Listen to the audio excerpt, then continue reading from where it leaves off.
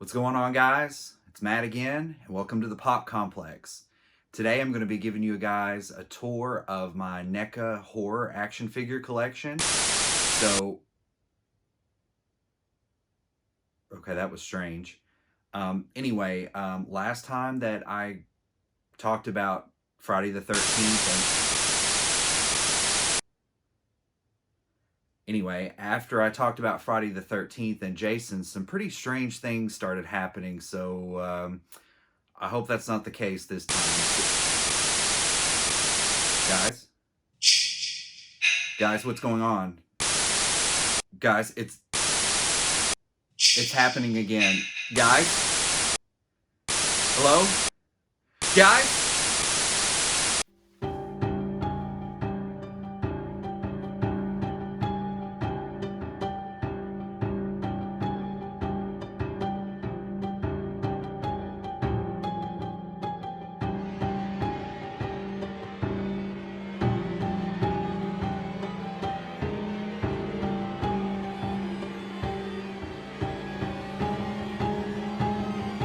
Alright guys, well here is my NECA, mostly NECA, horror figure collection. So we'll start out here with this Camp Crystal Lake prop sign that I have here up on the top of the shelf. And then we'll move over really quick to one of the non-NECA items that I have. This is the McFarlane movie Maniacs, Norman Bates from Alfred Hitchcock's 1960 masterpiece, one of my favorite movies, Psycho. Come down here to the first shelf, and we'll start out with Friday the 13th Part 2.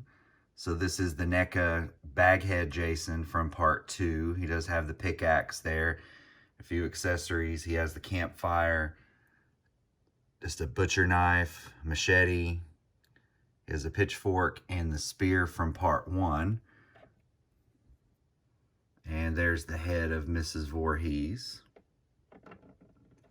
And he does come with an alternate unmasked Jason head from the film as well. So we have the NECA prop replica masks that I did unbox in a previous video, and I'll go ahead and put a link in the description for that video as well so you guys can check that out. But there's Part 3, Part 4, with the axe wound there, the damage in the upper right hand corner. All right, moving on, we do have the NECA Friday the 13th Part 3 Jason. So there he is right there. As you can see, as I shift back and forth, the lenticular packaging that NECA has given us, because Friday the 13th Part 3 was filmed and shown in 3D when it was originally released. So there's a nice little cool 3D effect on the packaging, but there he is. And he does come with the alternate head and some cool accessories, a knife, a wrench, an axe, the fire poker, the harpoon gun that he used on the dock when he first donned the iconic hockey mask, and another pitchfork. Moving on down to the next shelf, we have Part 4, the final chapter Jason.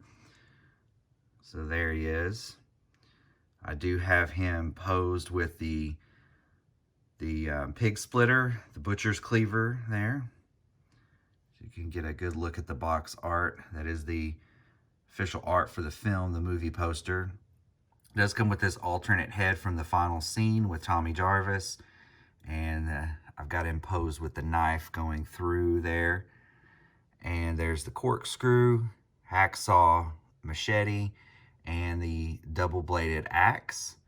He does come with an alternate mask as well, with the chevrons intact, and this Pamela Voorhees tombstone that he does come with.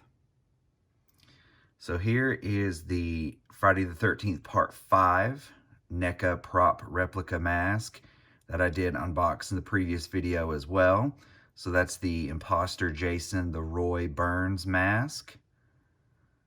And moving on to the Part 5 figures, we have the dream sequence Jason from the beginning of Part 5, where Tommy Jarvis dreams about Jason being dug up. So there's the tombstone there from that scene. And I've got him posed with the machete. For some reason in the dream sequence, he was buried with a machete and this little ice pick here. So that's what he uses in that scene.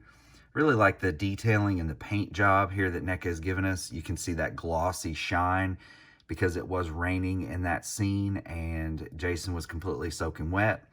So that really looks nice on this figure. So moving down, he does come with the ice pick and the double-bladed axe as well. He comes with an alternate head with the worms coming out of the mask like he was just freshly dug up.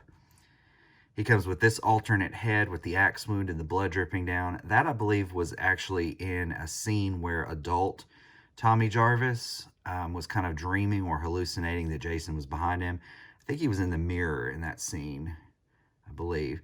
And the final alternate head is the weird-looking generic hockey mask from the cover art, the actual movie poster of Friday the 13th Part 5, which, oddly enough, looks nothing like the classic Jason mask. So I'm not sure who was in charge of design and marketing for that poster, but it's very weird that they showed us an image of a hockey mask that looks nothing like Jason's. So moving on, here is the Part 5 Roy Burns action figure. So he was the imposter Jason, the killer in that movie. So there he is. You can see his eyes really well through the mask. He does have the blue boiler suit, and I have him posed here with the hedge clippers from that iconic scene. If you guys have seen the film, you know what I'm talking about. So you can see the box art there behind him. There's that strange looking movie poster art with the alternate hockey mask that NECA did give us here as a nice little nod to that movie poster.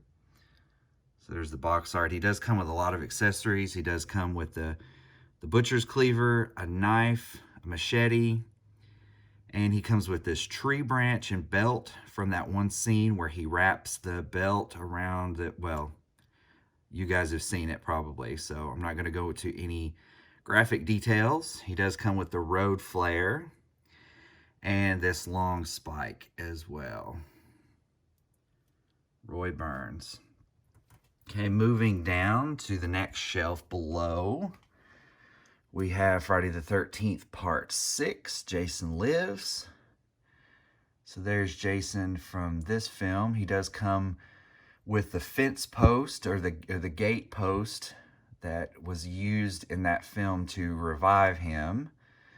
And he's got his machete there in the pouch, as well as a knife there in his other pouch.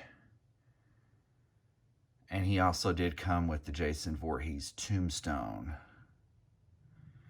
Okay, next we have one of my favorites. We have the Nintendo, the Friday the 13th, 1988 NES game. I believe that's when that came out, which is the purple and teal blue Jason, which is how he appeared in the game. So we've got the NECA packaging to emulate the look of the original NES game. There's Jason in his purple jumpsuit with his hands, boots, and mask being that bright teal blue. And we also have the Mrs. Voorhees head from the game as well, which was in the same color scheme, that bright teal blue and purple.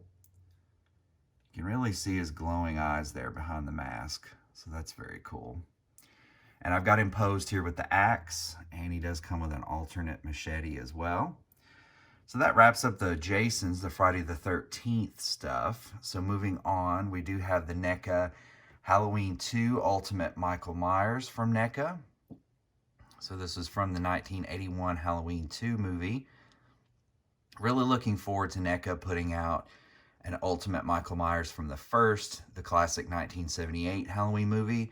But I have him posed here with the knife. He has his gunshot wounds that he received at the end of the first film. And a couple of accessories he comes with. He comes with a little medical scalpel, a hammer, and the syringe that he used for various jobs at the hospital. Comes also with this jack-o'-lantern, which splits open to reveal the skull. And I have it posed accordingly. He does come with a couple of alternate heads. He does come with the the head where the eyes are dripping blood from the end of that sequence where he is in the hospital with Lori and Dr. Loomis. And he also comes with this alternate head here from that scene where an innocent Halloween trick-or-treater gets, meets a very violent end with an imposter Michael Myers mask with the crazy blonde hair. And finally, moving down to the last shelf, we have the Nightmare on Elm Street NECA figures. So here is Freddy from A Nightmare on Elm Street from 1984. And he does come with an alternate smiling head, the head where he rips his face off in that scene, the alternate weird skin that he has in one scene. He does come with the hand with the green blood dripping out and the tongue phone that Nancy used in the movie. Okay, moving on. Here is Nightmare on Elm Street 2, Freddy's Revenge. Now, this one is modeled after the pool scene where he has the fire behind him with his arms out. And he comes with the freaky dogs from that scene in the film. And he comes with a couple of alternate heads, one with another different sneer, one with his mouth open, and he does come with an actual real hand with the claws coming out as opposed to the actual gloved hand. Here is Nightmare on Elm Street 3, The Dream Warriors. So I have him posed with the chest of souls. That chest actually pops off, so there's an alternate. I've got it sitting up here. There's an alternate, just this classic striped sweater chest, but this accessory was too cool not to pose with him. So he does have the chest of souls on display there. And he comes with an alternate head, screaming. He does come with the syringe fingers, the popsicle stick house, Nancy's house, that Kristen made in that movie. And he does come with the little string puppet Freddy from the scene where that comes to life as well. And the very last one we have here is the Nightmare on Elm Street Freddy Krueger from the I think it was 1988 or 89, the NES game that Nintendo made. So it's just like the Jason, the NES Jason that we had up here. So it does follow the color scheme that Freddy had in the game, which for some reason was like a gold and orange striped sweater and these red pants. So that's the odd color scheme of Freddy in that game. But it is a really cool figure. I dig it a whole lot. Well, guys, that's my NECA horror collection consisting of Jason, Freddy Krueger, Michael Myers, and the prop replica masks. And the McFarlane Psycho movie Maniacs.